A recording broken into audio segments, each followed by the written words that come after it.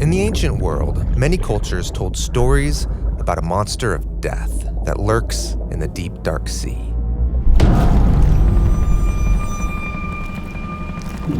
In these tales, the dragon and the sea it lives in represent the chaos that threatens to drag creation back into nothingness.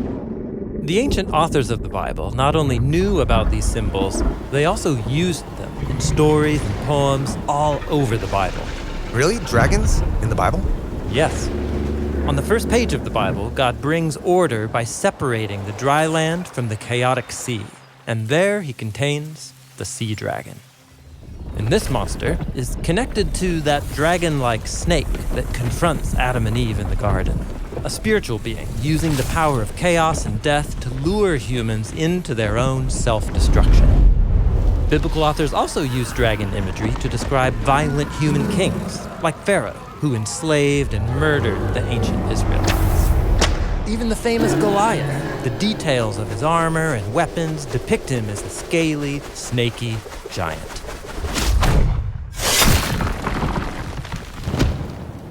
So the sea dragon is loose in all these forms, but it can be defeated.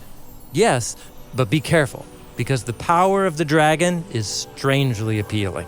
A dragon slayer can be enticed to use the dragon's power. And so become a dragon themselves. Right. In fact, entire empires can become like dragons.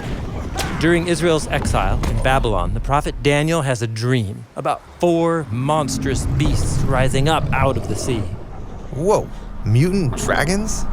They represent violent kingdoms in league with dark spiritual powers. But then, a new character appears, rising up from the land to sit beside God's throne. And as the dream ends, Daniel sees those monsters destroyed. So who is this dragon slayer? Well, Daniel calls him one like a son of man. The Son of Man. That's what Jesus calls himself. Yes, in fact, the gospel authors depict Jesus confronting the dragon in many ways. Like when he tramples over the stormy sea. Or when he resists the tempter in the wilderness. Or when he overcomes death and sickness in others.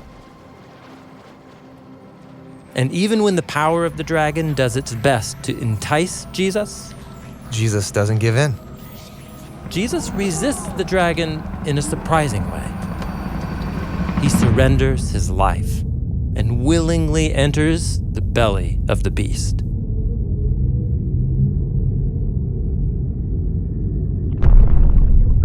Wait, the dragon slayer is slain by the dragon? Well, that's how it seemed. But Jesus trusted in God's power to create new life on the other side of chaos and death. And he called his followers to confront the dragon in the same way. Which means... resist the temptation to use the violent, destructive ways of the dragon. And also, don't be afraid of it. Jesus' victory over the beast has created a way to escape its power. And trust in the power of God, who will one day defeat the dragon once and for all.